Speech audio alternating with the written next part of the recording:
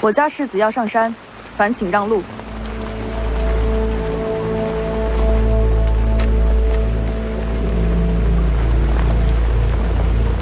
你不出手吗？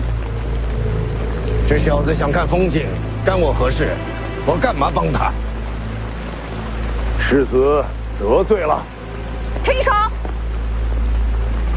让他上山。这儿还轮不到你来决定。老祖下令，让徐凤年登古牛将。老祖让他上去。这种事儿我怎敢凭二说？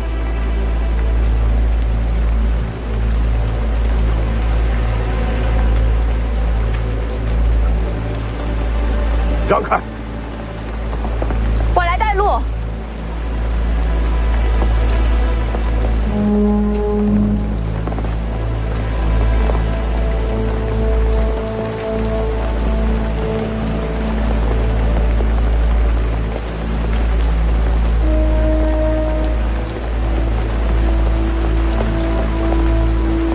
走。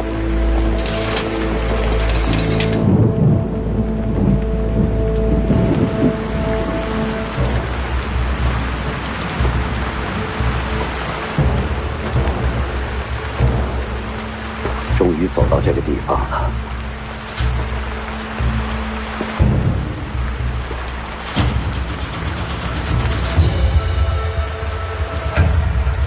轩辕进城，请老祖宗现身。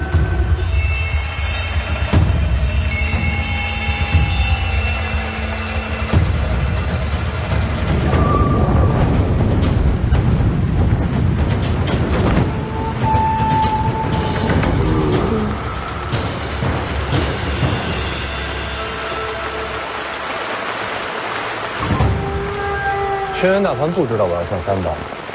临时扯的谎。如果轩辕大凡死了，这谎就没人知道。那他要是没死呢？那就什么都结束了。谁还会在乎一句谎话？哎，老头，哎，你觉得他身段好吗？好身养，比你强。有什么了不起？我还在长身体。没事，徐凤年不在乎。谁要他在乎啊？这么多年，倒是小瞧你了，是为你女儿来的。轩辕家近100年威望，全依仗老祖宗支撑。我代表轩辕一族，谢过老祖。你女儿就是谢礼。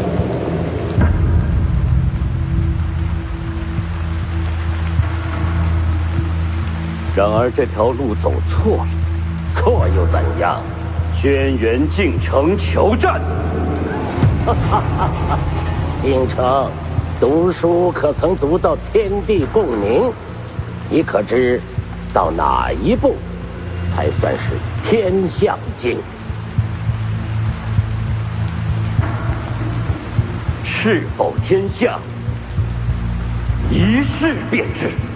我倒要看看你能否熬过半招。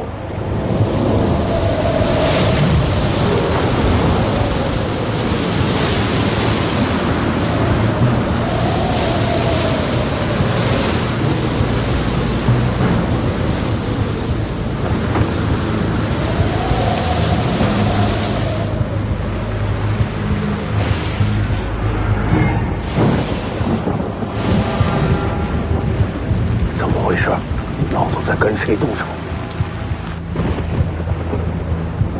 开始了，你觉得谁能赢？我当然希望我爹赢，但轩辕大凡是天象境高手，诸般武学无不精通，要赢他，谈何容易？我愿只身撼昆仑。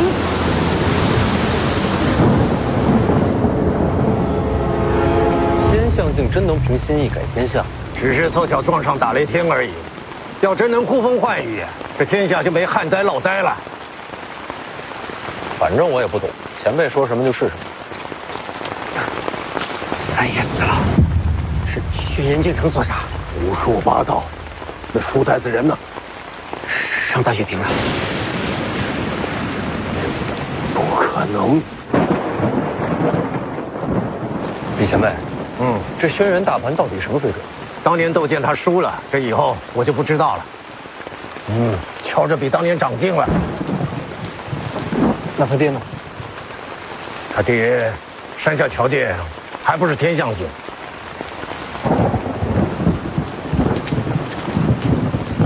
那岂不是输定了？境界未必能决定一切。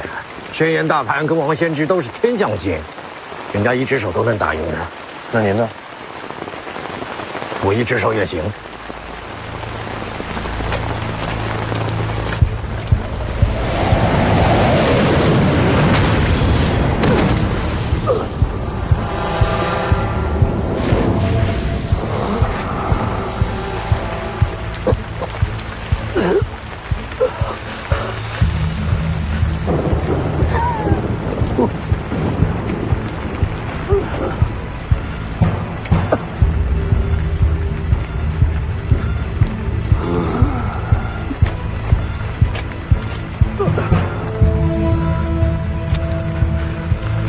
这就是你的极限了吧？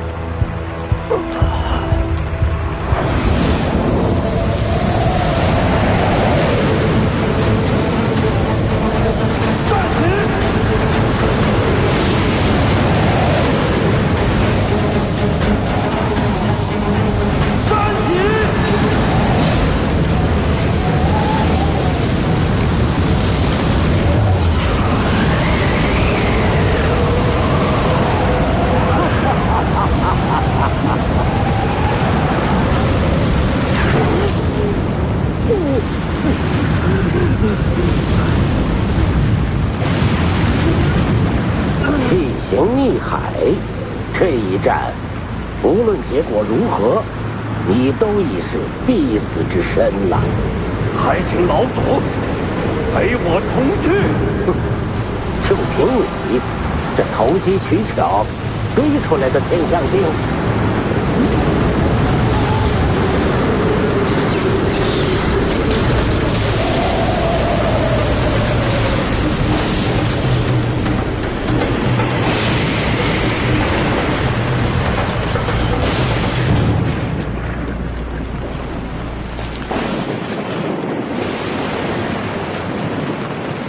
这怎么变3道了？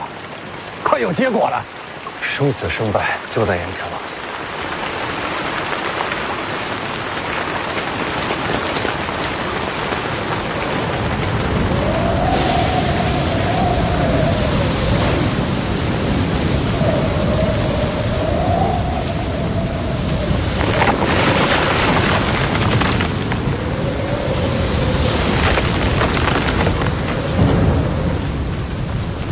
真的是他！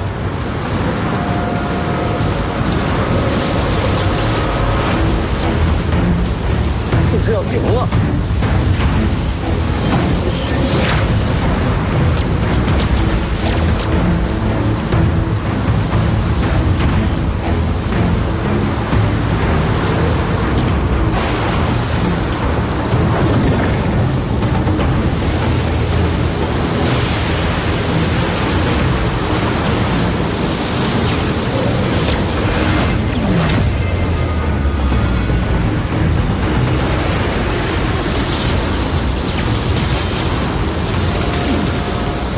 老祖小心！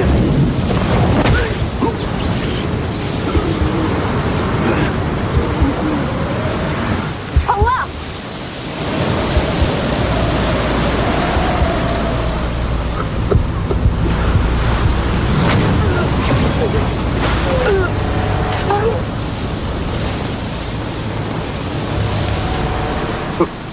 你不惜性命全力一击，又可曾伤得了我？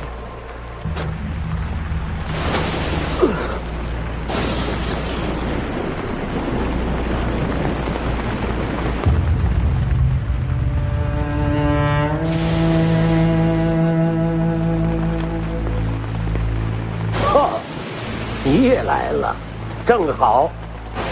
等杀了他之后，再与剑神一战。既然天象竟杀不了你，那么就再上一层。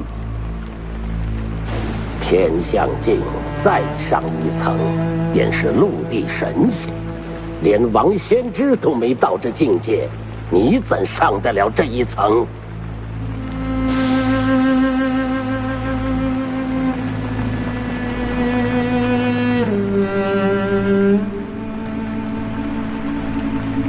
老祖，可曾听说过昙花？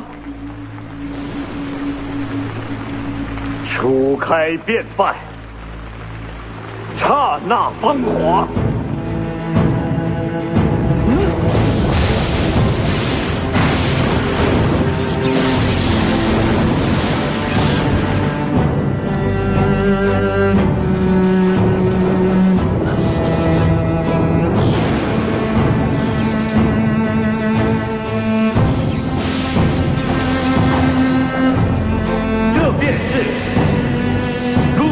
神仙之地，陆地神仙，这境界说上就上吗？哎，他这是用自身气血为星柴，燃起星火，登临绝境。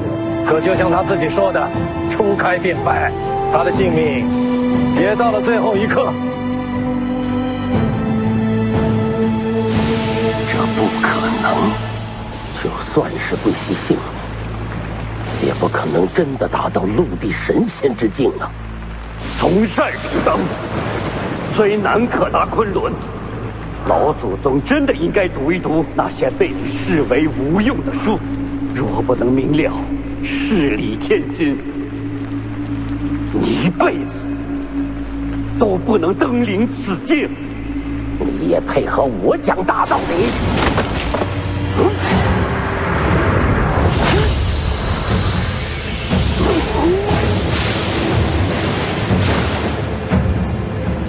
老祖还有什么遗言留给慧山？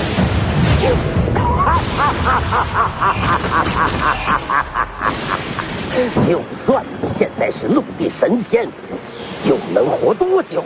只要我全力躲闪，你又怎么能杀我？到头来，还是我亲眼看着你不甘而亡。打不过就躲，这也太不要脸了吧！这是知进退。要是换做您呢？用剑之人，只进不退。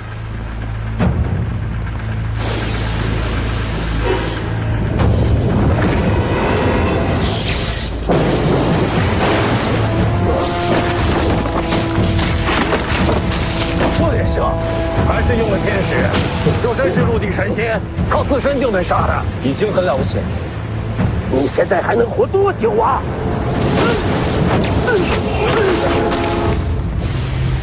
爹，等，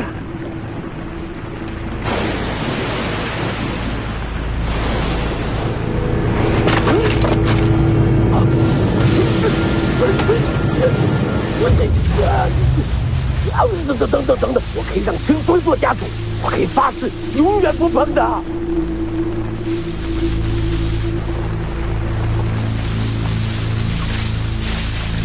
请老祖升天。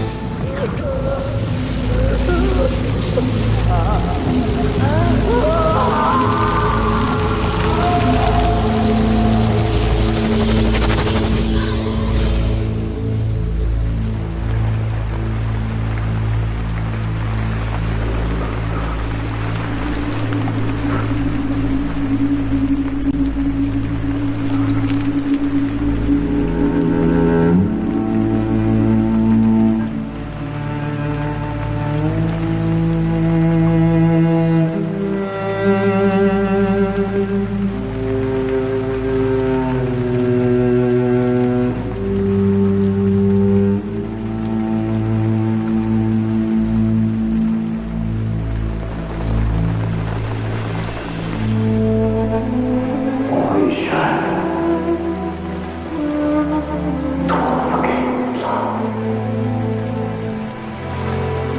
爹，爹，爹。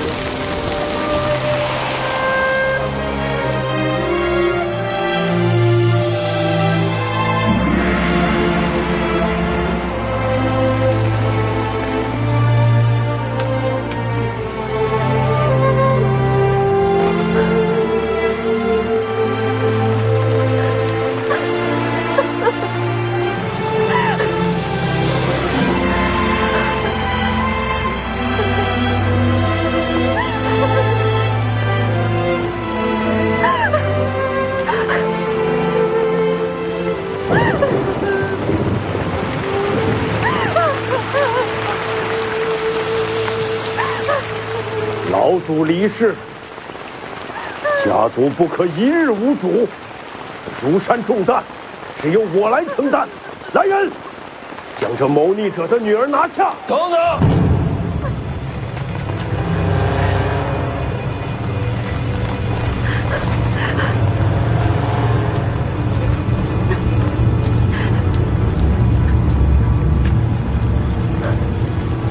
北凉徐凤年，愿借天意，主掌轩辕。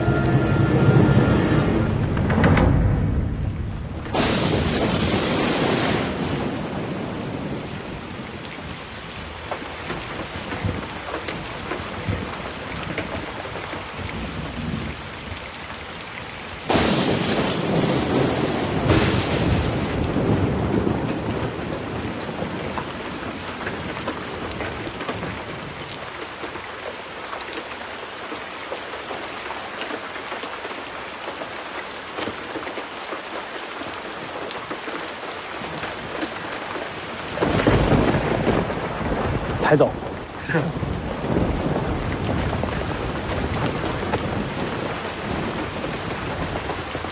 夫人，轩辕大盘死了。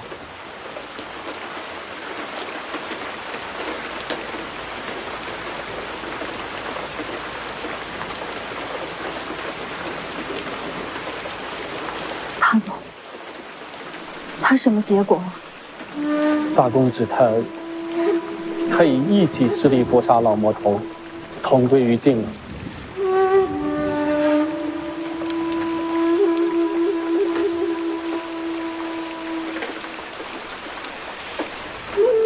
你是来投靠的？大公子说，他若战死，这锦囊交于夫人。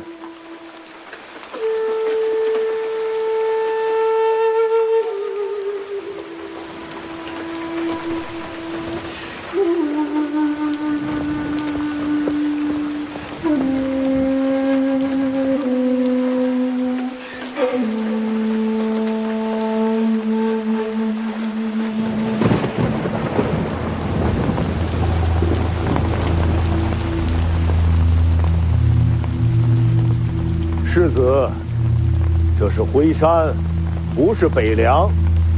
轩辕敬城欺师灭祖，罪不容恕。他的女儿怎能执掌辉山？就算撇开这不说，家族的诸般事宜，向来都是由我和老三共同打理，千头万绪，他如何接手？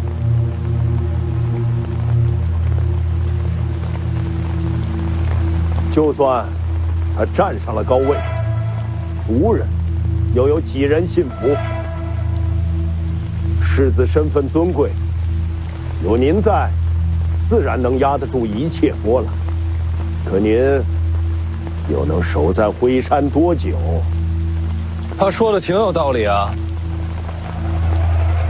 若我做了家主，也愿与北凉结为同盟。至于我这侄女，可以赠与世子。你家长辈都挺不要脸的啊。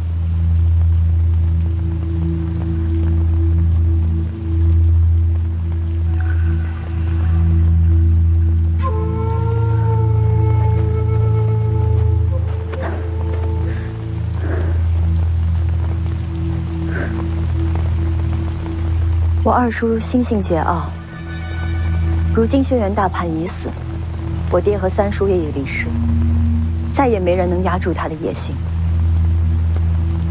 北凉与辉山相隔甚远，他一定会甩脱北凉控制，甚至会反身咬上一口。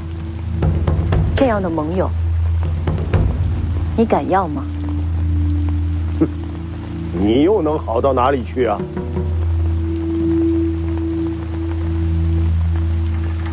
他问你话呢。哎呀，这话不好回答呀。怎么说？这丫头要是说忠于北凉，轩辕家会不满；要说一心为家族，那徐凤年干嘛帮他？那不是选什么都错。殿下也该想想，有朝一日，杜国和徐凤年，你们会怎么选？齐赵叔叔，华莺莺，别人听不见。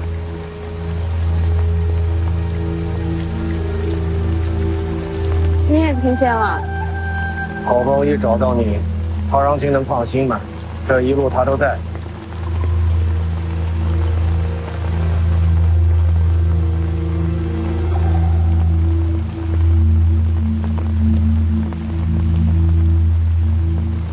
我轩辕清风发誓，若我执掌轩辕，必定竭尽所能，振兴家族，让轩辕家屹立不摇。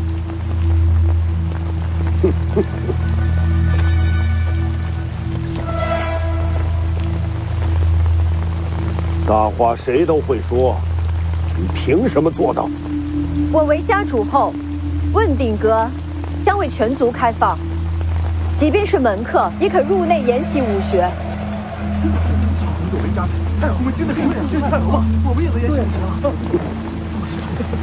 学。振兴家族，只怕家族成了别人爪牙。如今轩辕大叛已死，辉山孤立无援，此时依附北凉，也可保轩辕家平安。但我于此发誓，轩辕不会永远做别人棋子。等下一代天象镜出现之前，轩辕家将会全力配合北凉行事。那要是有了新的天象镜呢？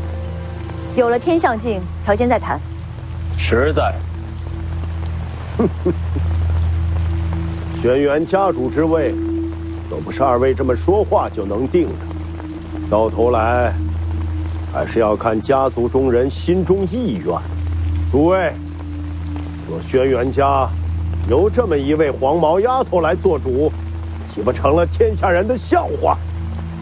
请各位扪心自问，谁更适合接掌轩辕？这还用选吗？长幼尊卑，常为一族之本。说得好，长幼尊卑。清风啊，你且听听，这才是人心所向。呀！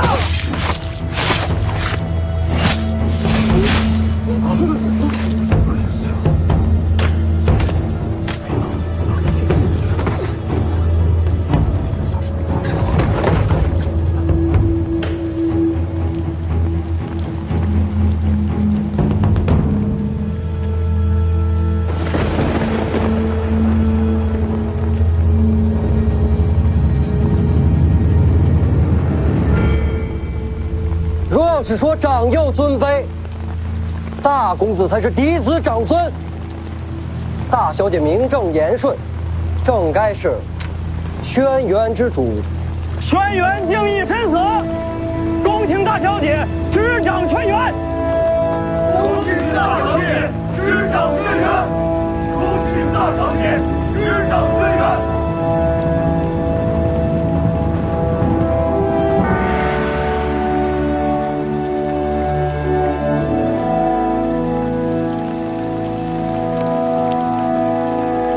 不是我，还能有谁？你爹不简单。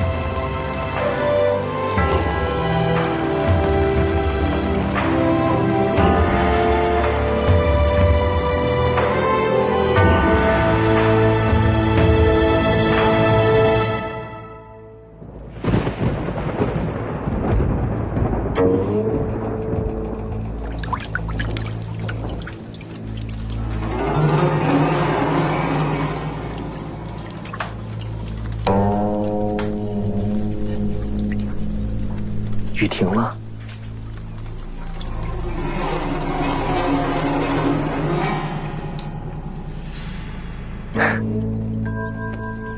天变了。你刚才说什么了？你没听清吗？轩辕敬城和轩辕大盘同归于尽，轩辕清风将要执掌轩辕，你觉得他会怎么对你？不可能。相不相信都可以，可留给你做决定的时间不多了。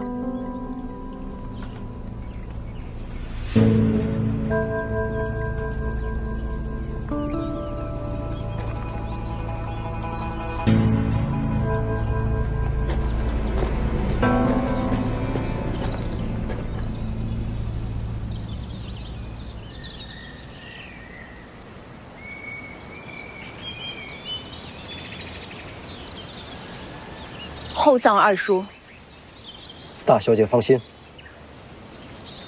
拿下袁庭山。是。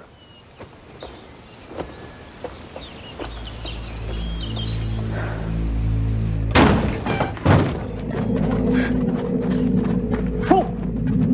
是。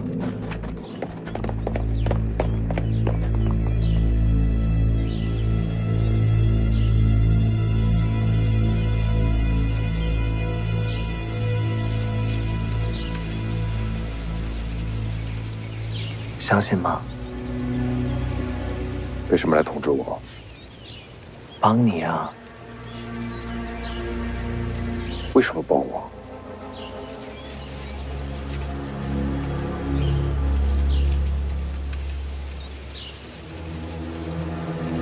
徐凤年夺你机缘，恨不恨他？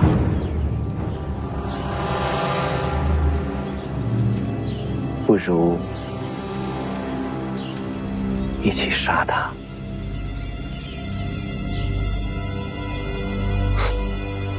我不是傻子。嘿，你想要绝学，我能给你；你想要前程，我也能给你。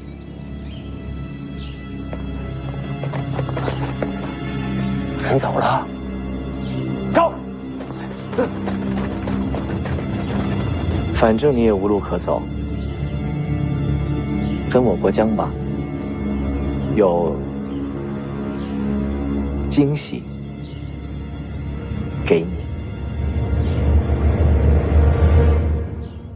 都起来吧。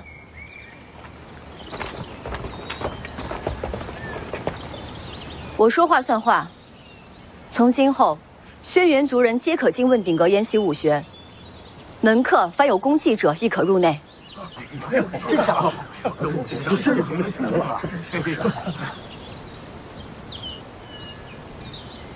你真不怕将来有天才横空出世，鸠占鹊巢？非常时期，非常手段。我既然做了，就敢面对任何结果。有几分家主风范？先生是？哦，贱民不足挂齿。在下当年犯错，连累家人，是敬城兄救我全家性命，如此恩情，自当回报。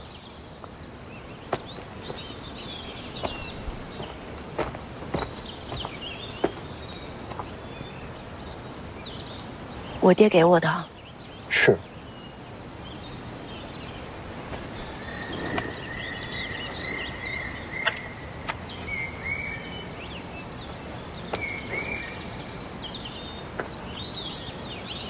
我也有。敬城兄说，轩辕大盘死后，若世子雪中送炭，这锦囊便交于世子。神机妙算啊！你不打开？世子还未回答，您想要什么？人多眼杂，要不单独聊？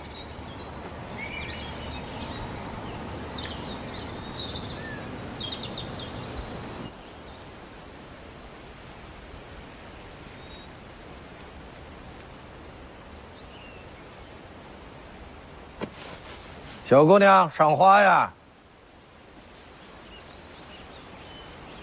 甜的。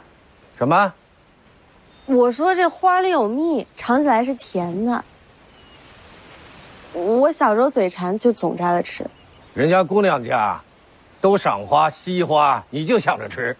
我命苦，就爱甜。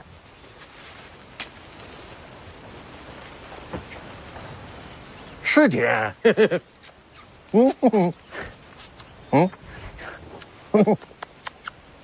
哎，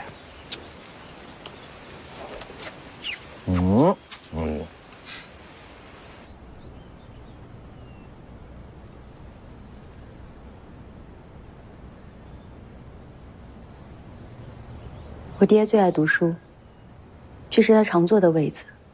他看书累了，就总爱望着这边的窗外。好像也没什么呀。是啊，这窗外不平江，无山色，也不知道他天天看的是什么。他心里想的，我从未明白过。做爹的都是这个样子的，什么都自己安排，自己扛着，又不愿意说。大概是这样吧。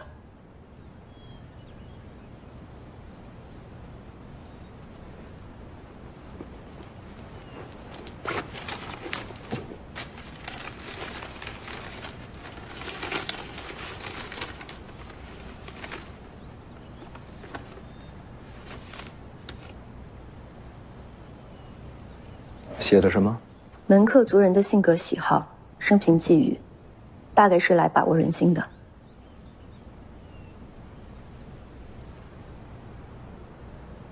大概准备了很久。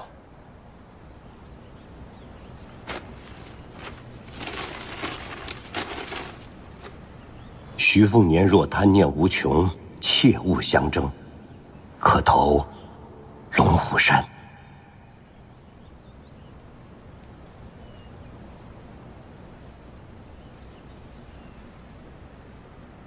从此今明，你娘若不愿上坟，不必勉强。不能相濡以沫，便江湖相忘，一时幸事。打你出生，爹在桂花树下埋下一坛酒，一年一坛，至此23坛矣。私下取名女儿红，可好？莫怪爹唠叨，这些年，爹每年和你说话不过5、6句，心里攒了好些闲话，却不知从何说起。清风，爹最可惜的是瞧不见你成家生子。若有将来，孙子叫扶摇，孙女叫雅颂，可好？他们想学文就学文，想习武便习武，人生苦短，糊糊涂涂过一辈子就很好，总好过爹这样一生求而不得，愿憎相会。怕你生厌，不再多说。祝玉岁安好，无病无灾。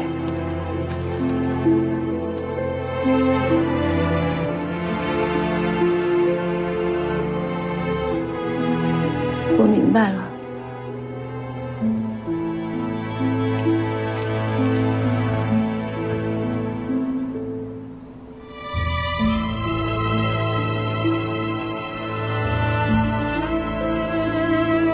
从这窗外看过去，什么都没有，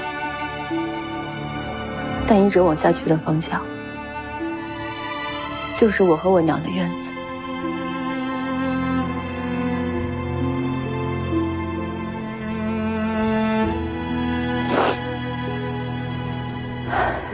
给世子留的什么？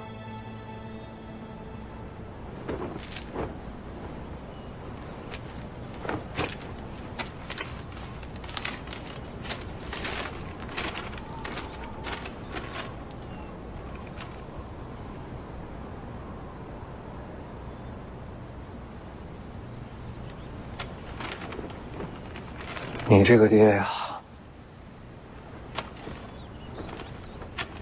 辉山没落，世子若想取而代之，只求留小女一条性命。轩辕大盘府内奇珍秘籍，尽献世子。大雪屏上便是轩辕大盘的住处，世子可自便。我不要辉山财宝，也不要轩辕绝学，那就是要我。门外青鸟，论相貌不输于你，5亿元在你之上。虽然话不多，但是知情识趣，才智双绝。像这样的丫鬟，小爷我府上还有6、7个，我要你干嘛？那请问世子，究竟想从轩辕家得到什么？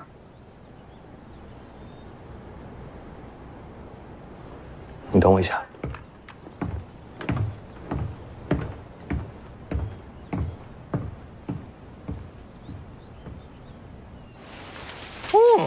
真甜。多吃点。请。陈娘儿，来点。好东西。请。干嘛？有事。您这是采蜜呢？挺甜的。前辈，您好歹是个剑神，别什么东西都往嘴里塞。来点吧。哎，来点吧。别客气，来点。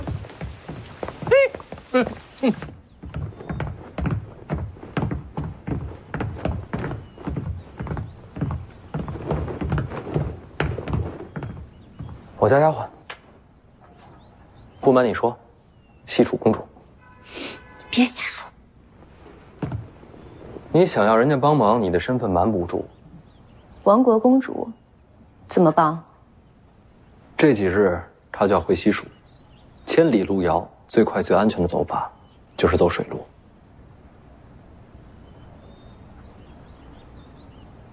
把她安全送到，就是要你帮的第一个忙。我自己能走。曹长青虽然武功高，但终究不会照顾人。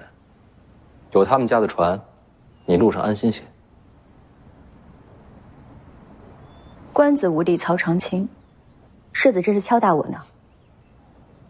聪明人，不用兜售船。世子只伞镇辉山，就是为了身边人，够用心的。没办法，我家丫头还欠我钱，不能出事儿。谁欠你钱了？这么多年吃喝不花钱吗？那你列个明细，我有钱还你。得算利息。不管你怎么算，我都认。北凉世子，西楚公主，这谁能想到？想到什么？没什么。世子何时用船？开口便是。等我下了龙虎山，就该走了。你还要登龙虎山？你是嫌自己命太长了吗？真要杀，我绕着走也要杀的。那就一言为定。世子还有什么要求？确实还有一件事儿，也要轩辕家帮忙，也是用船。又送人？不，这次是接人。哪位？不止一人，不止一处，会比较麻烦。天下水陆皆有轩辕，不管接谁，世子尽管开口。时机到了才能告知。怕我泄密？我准备的事儿，谋划太久，牵涉太广，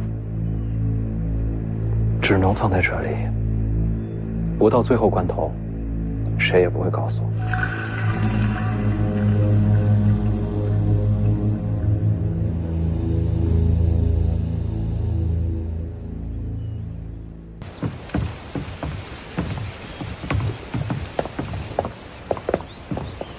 就送到这儿吧，我们自己下山。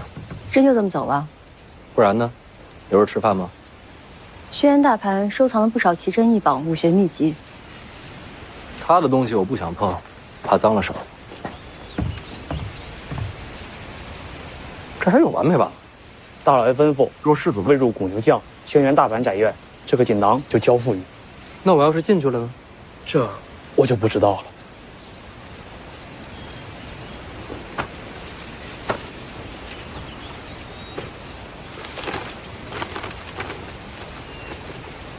世子不负辉山，辉山必不负世子。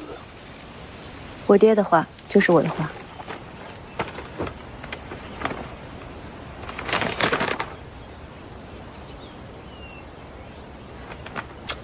你爹这是要把他的武学心得传给我？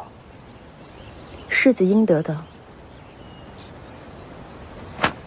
小爷不要。这，世子，轩辕敬城最后登临陆地神仙之境，他这本心得堪称神物啊！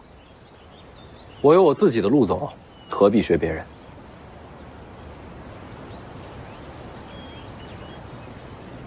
心得留在辉山，世子随时可取。你们先走，我有话跟他说。走了走了。你也回避一下。是。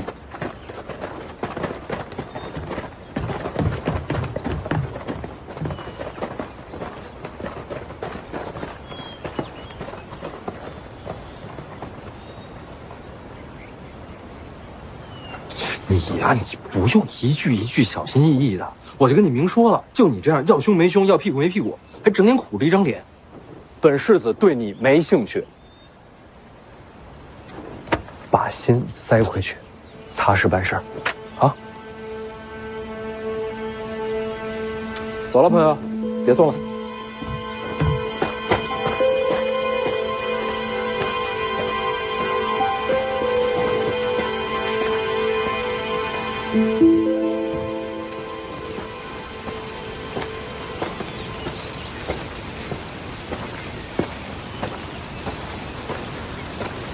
怎么了？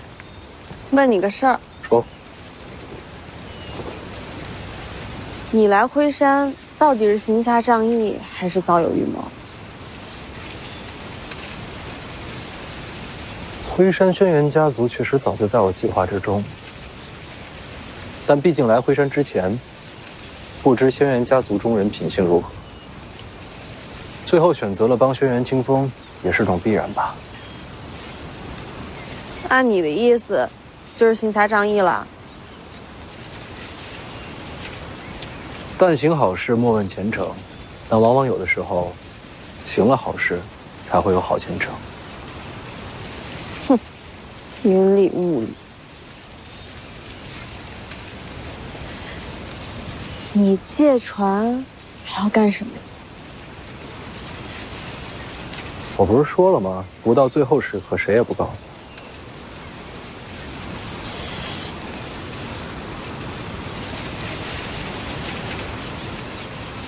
为了报仇。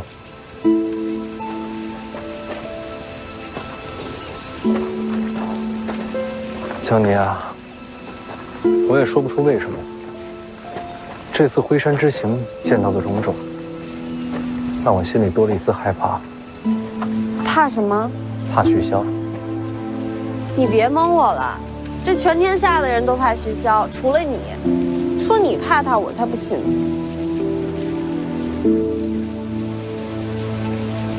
我是怕他老了。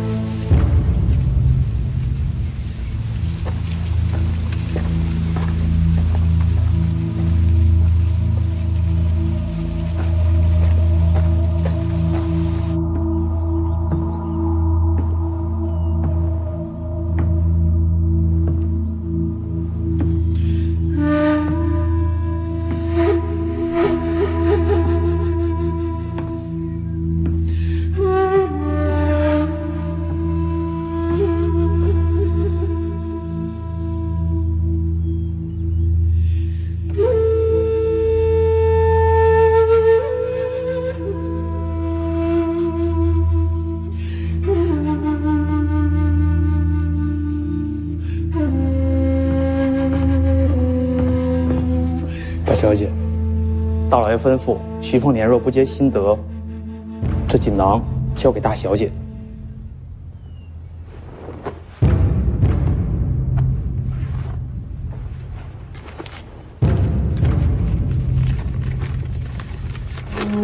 徐凤年若不取新德，未来岁月必入天下，可谓辉山百年盟友。我爹究竟准备了多少锦囊？我这里只有这2枚。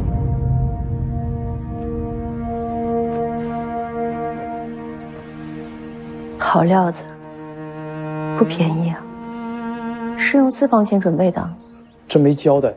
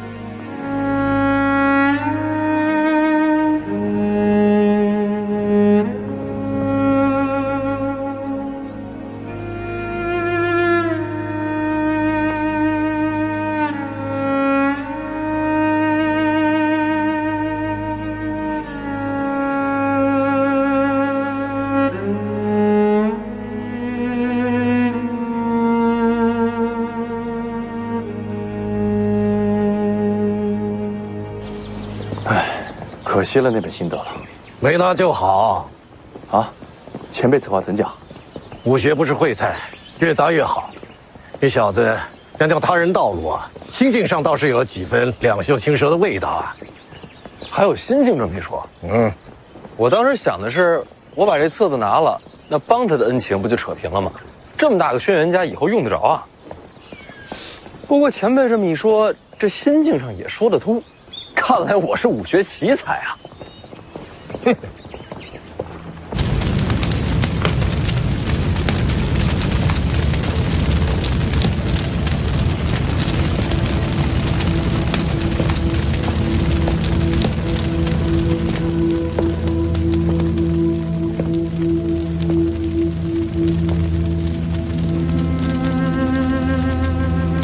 爹已经，我知道了。他也给你留锦囊了，有些话或许当面说不出来，要借这个说与你听。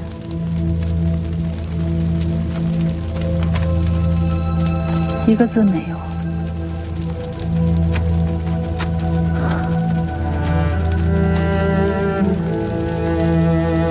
其实也是，早就没什么话可说了。他以陆地神仙境界击杀轩辕大盘，又安排门客刺杀轩辕敬义，给我留下消息，叫我掌控家族客卿。辉山一洗旧尘，重获新生，全是他一人谋划，最后还不是死了？难道您现在还觉得他窝囊，不觉得我们错怪他、误会他了吗？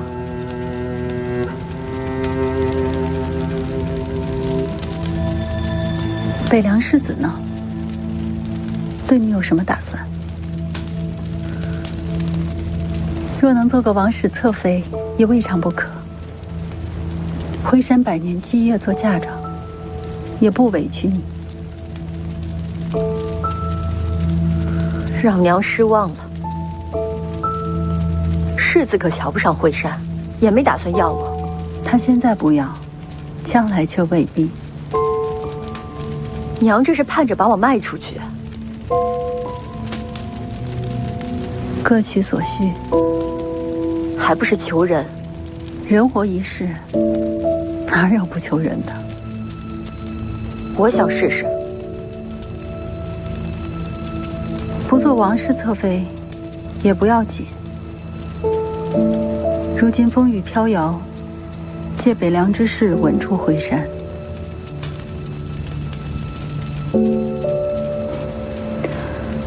好了，娘不多说了。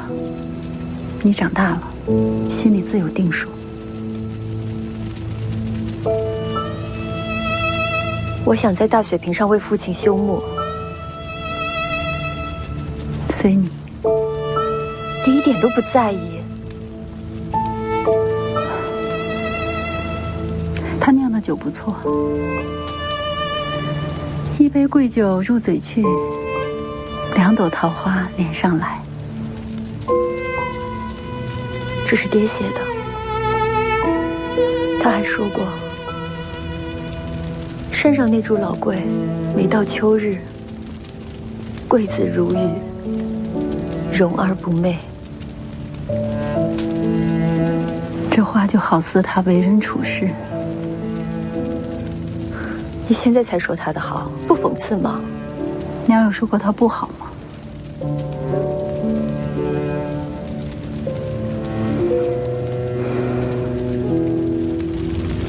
爹为我们读书20年，终于读成了这世上最隐忍的陆地神仙。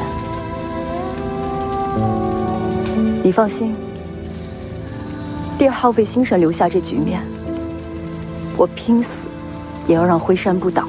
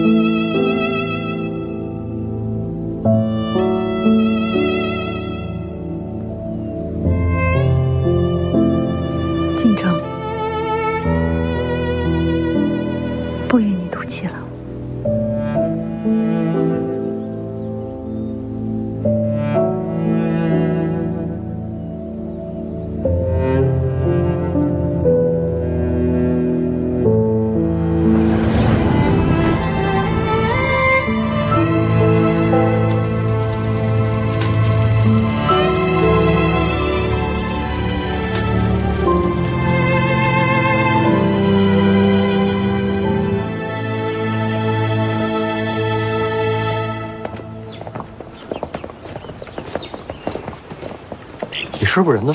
他被叫下山了，出事了。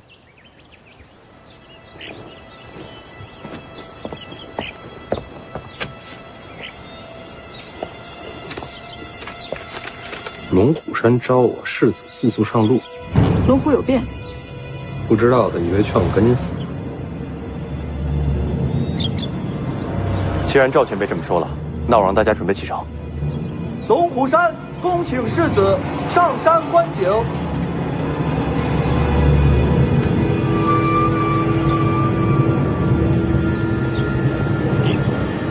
不用管他，我们走。我能走，黄马怎么办？龙虎山天师府，天下第一门派，见识见识。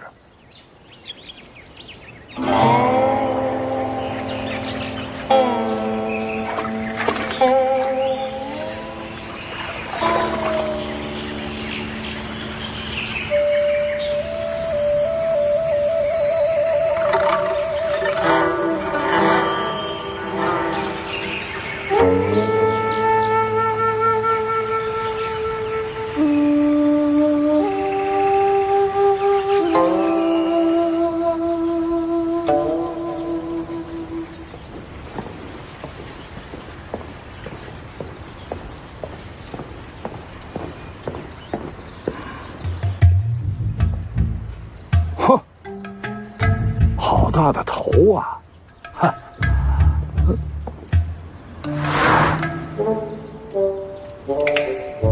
东西最好。怎么，这天师府要改商铺了？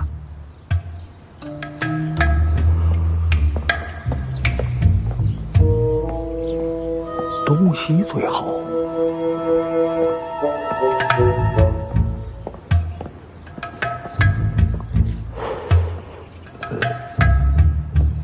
东西最好。不是咱们写的，不是咱们写的。你们别跟着，我一个人上山。不行。黄满听话，哥上山谈事儿，你在这儿等我。那我等哥。世子出行，身边总要有个丫鬟陪着吧？不用。又不动手，真要动手的话，你们上去结果都一样。要不你这身份没法上山。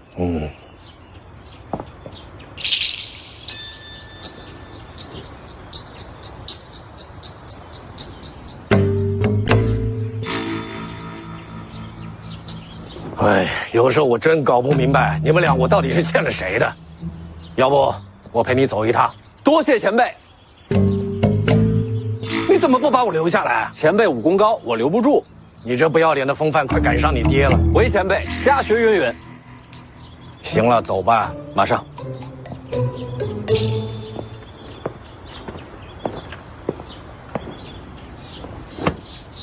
你这一路算是走到终点了。到了龙虎山，我会自行离队，以个人身份救出小王爷。回北凉后，我自会寻军政请罪。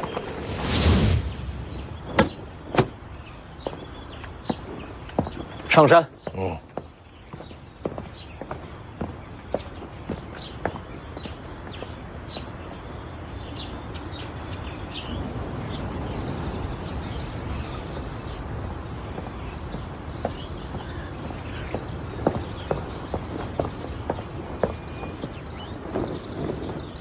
掌门，赵熙团到了。你怎么不出门啊？闭个关。哎，你闭关啊，还让我上山来呀？哎，是我请您上山商量大事儿。哦，单凭回山了。哎，大不大事先不说，门口那字儿怎么回事啊？啊，我才听掌门说了，是个小和尚写的。小和尚？对呀，前几日小和尚带了个小丫头，登山论法来的。两禅寺来的。小孩心性，论法在乎胜败，还赌了输赢啊。论输了吧？输了2场。让小一辈和他辩论，小和尚尚有几分慧根呐。小和尚是书画双全呐。哎，那为什么要写东西最好啊？东西是那小丫头的名字。哦，那大脑袋呢？小和尚画自己，逗小丫头开心呐。有意思。那为什么不把它擦了呢？留着也好，让小一辈们有点羞耻心。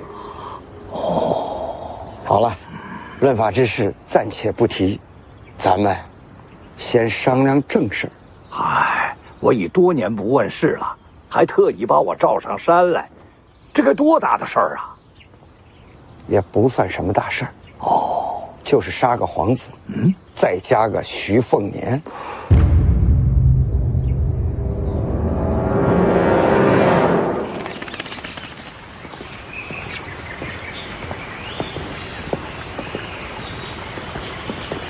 才下辉山要上龙虎，这一天可够忙的。前辈，这龙虎山不好上，更不好下。我先跟您教个底。这龙虎山呢，明面上就4大天师，掌门赵丹霞，辈分第一赵希义，还有一个常年驻守京城的赵丹平，再就是黄麻儿的师傅赵熙团赵老道。他们4个应该都不是天象镜，但你也说过，境界未必代表战力，他们4个可能不弱于轩辕大盘。你跟我说这些干嘛？您也交个底，这4个一起上，您打得过吗？我干嘛跟他们打？那万一他们要害我呢？干嘛要害你？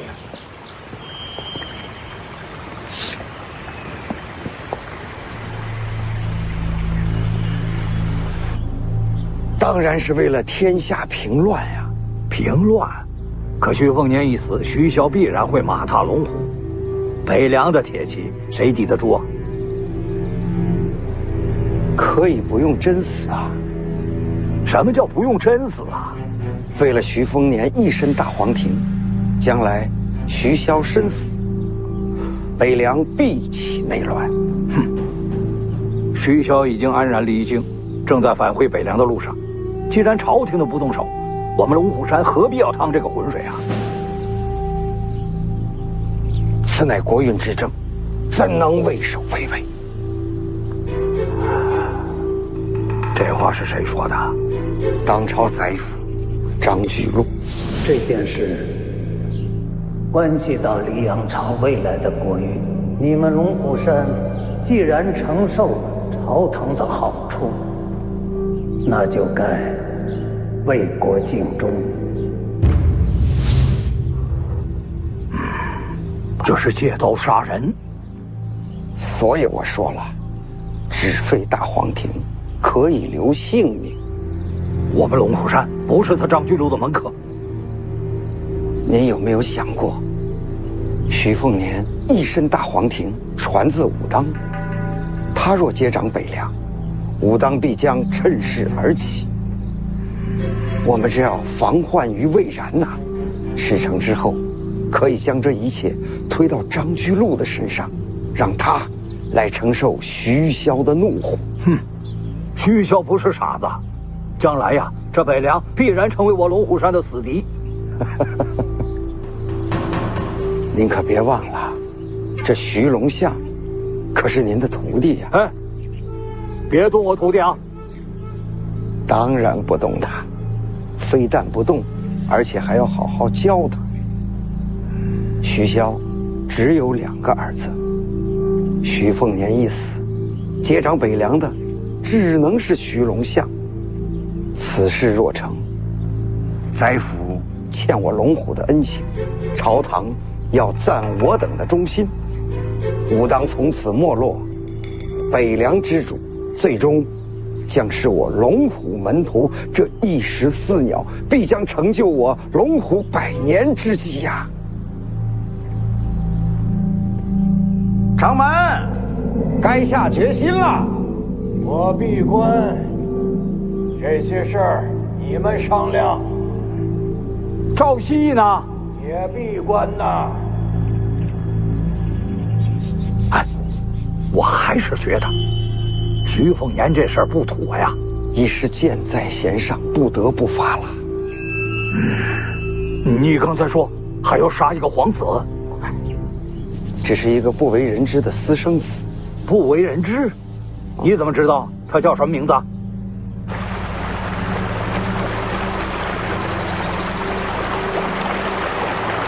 你到底是谁呀？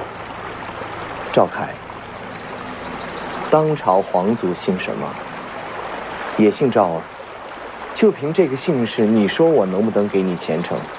再看这边，有前辈在，还缺什么绝世功法？你到底想让我做什么？杀徐凤年。不能杀。是，不能杀。不过，毁他大黄庭总可以吧？徐凤年身边护卫不少，我打不过。没有让你打，你只要把他引到这里，自然有前辈亲自动手。为什么是我？徐凤年刚下辉山，你就跟他说轩辕清风另有阴谋，他绝对有兴趣。毕竟，他知道你曾是轩辕门客，之后你只要把他骗到这里，即可。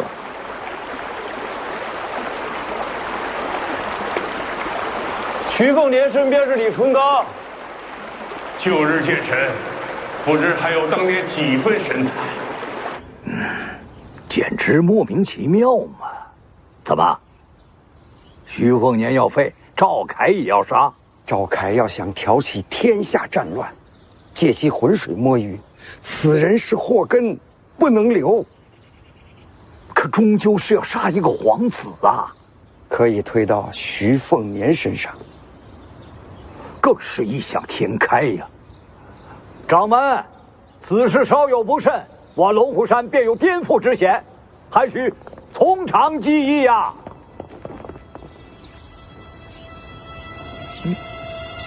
当断则断，别再计较了。徐凤年已经到了府门之外，我亲自动手。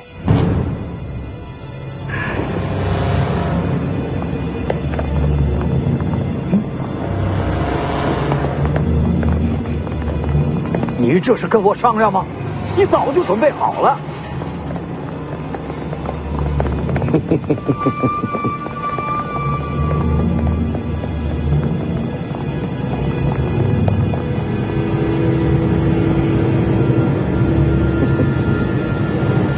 都叫我青瓷学士，只记得我手中笔，却忘了我也提剑。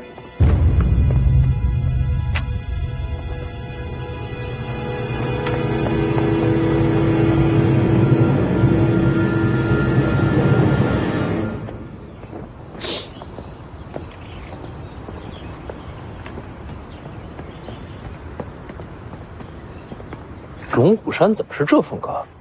这话看脸熟啊！有请世子入府。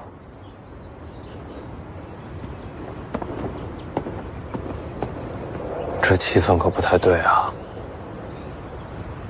前辈，4天事你不怕吧？怎么没让江泥陪你上山？我带他来有什么用啊？曹长青虽未露面，却始终附在江泥左右啊。你带江泥上山，龙虎山若对你不利，江泥不会袖手不管，那么曹长青也不得不出手。你那么聪明，这事应该看得明白吧？其实我不太聪明，这种事儿我也不想扯上江泥。徐凤年，怎么了？曹长青曾经提醒过江泥，有朝一日，或许要在你跟楚国之间做个选择。他怎么选？不到那一刻，怕是答不出啊。也是。那么你呢？江宁和北凉，你怎么选？我为何要选？北凉郑国江宁西行，终究要对上。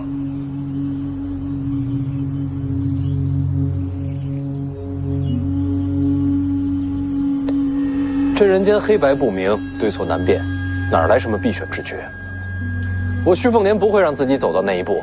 北凉和江泥，老子都要。走吧，前辈，进天师府逛逛。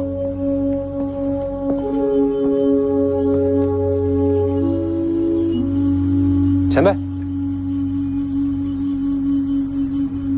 原来可以都要。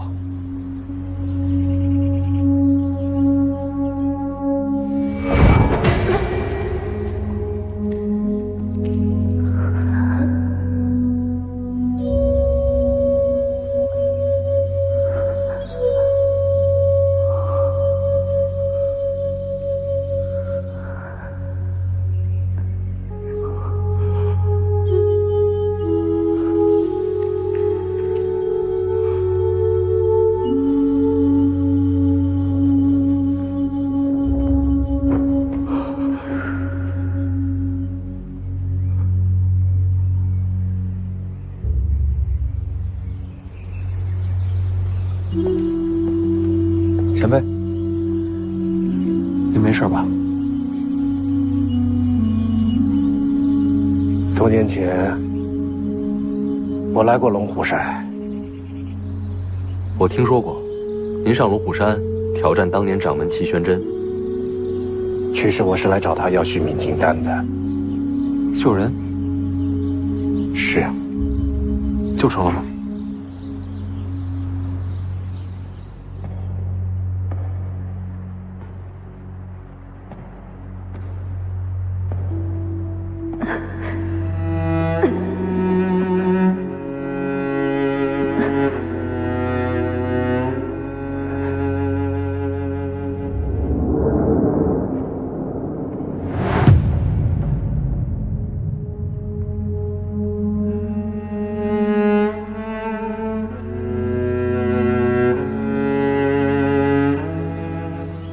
还没见到齐玄真，人就已经死了。那人对你很重要吧？怎么死的？被我亲手杀死的。他死了之后，我还是去见了齐玄真。我逼得齐玄真与我论剑，仿佛4个人也没什么大不了的。当时只讲了武道剑理，并未动手，可我却剑心大乱，输得彻彻底底，甚至境界都跌出了天下。之后下山与人交手，断了手臂。如今想来恍如隔世啊！要不是齐玄真乱我剑心，又何至于此？乱你剑心的，真的是齐玄真吗？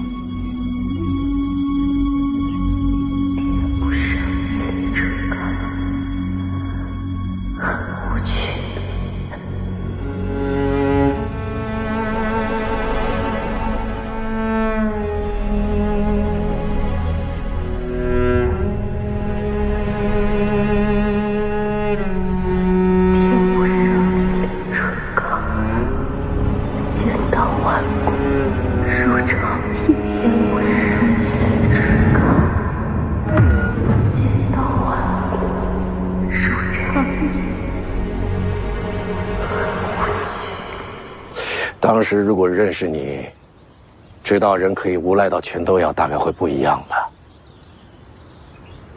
对你很重要的人，你为何要杀他？是他想杀我，却又收了手。她是我仇人之女，相遇之后却下不了手报仇，要么杀我，要么被我杀。她选择了后者，还挑了个好时机。怎样的时机？当时我的木马牛被王仙芝折断，他怕我坏了自信，选了这个时候与我交手，还死在我剑下。你没听懂。当时他与我齐名，并列天下4大宗师。枪神王秀，福将洪甲，叶洪庭，丰都绿袍。是。他以为这样可以让我重燃斗志，是不是可笑？徐凤年，你跟江宁千万别走这么蠢的路。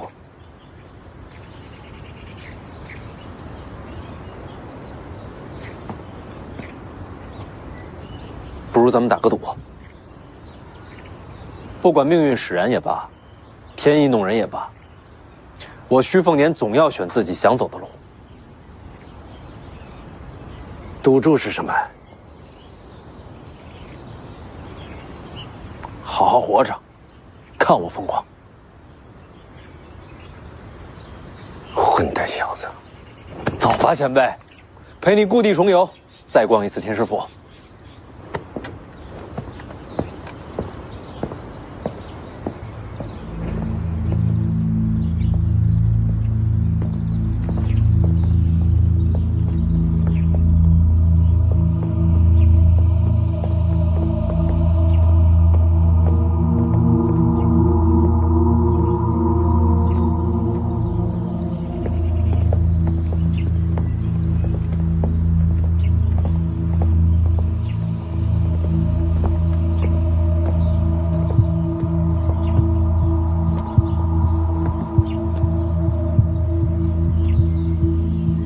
老天师，介绍一下。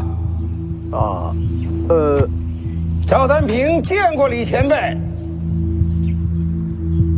青瓷学士赵丹平赵道长，您怎么回来了？京城待得不顺心？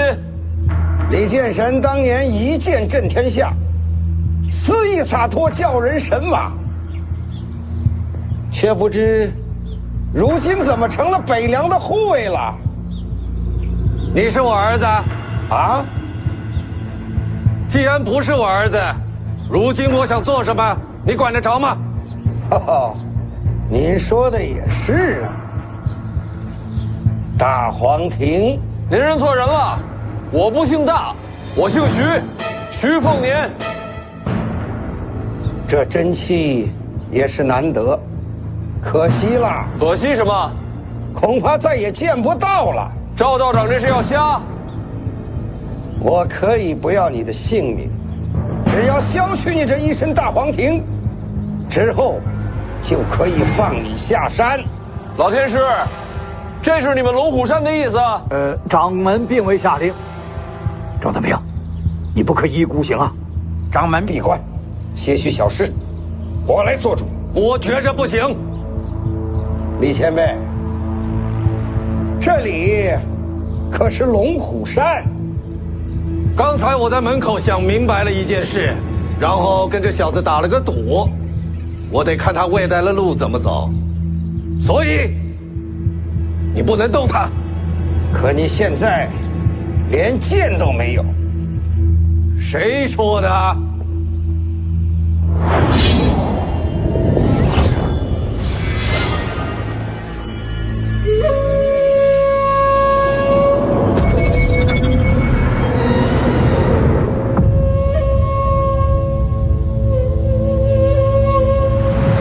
天不生我李成刚，剑道万古如长夜。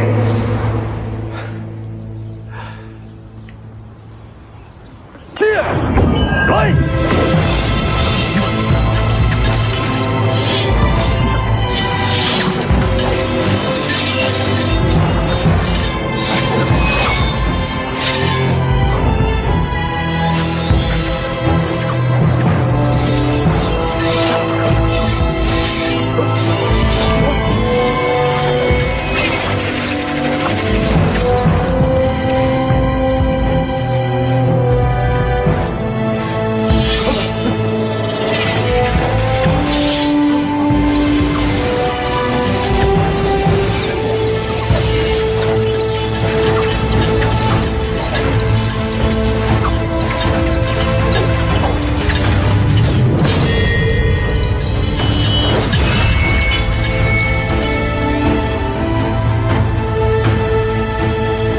觉着不行。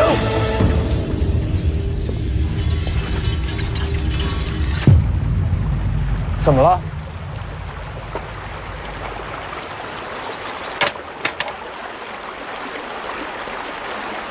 李成刚重入陆地剑仙之境。陆地剑仙？他不是境界大跌了吗？不是连天象都不到了吗？怎么会成了陆地剑仙？仙神啊！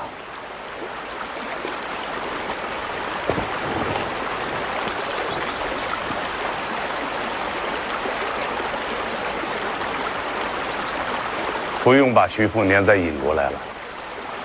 若此刻与李成刚一战，无论胜败，总要换条命走。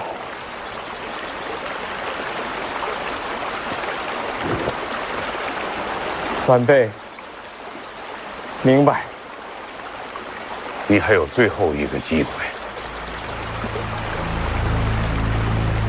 武帝城，王献之曾经折断李成刚佩剑木马牛。如今李成刚重入剑仙境，到了武帝城，怕是要和王献之再战一场。到时徐凤年身边可没第二个剑神了。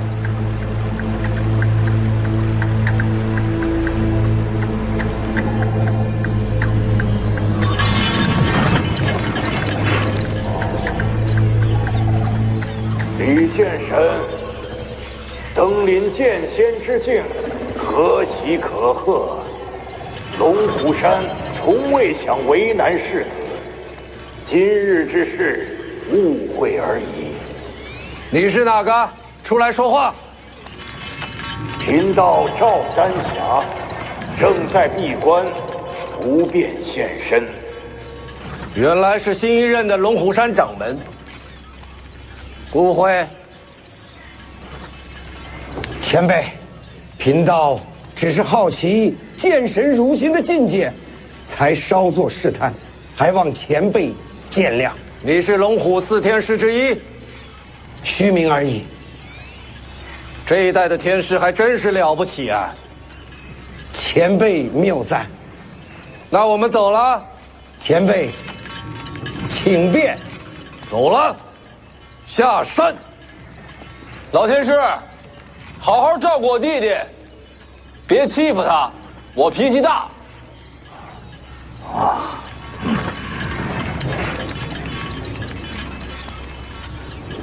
走了。前辈，还是把剑留下吧。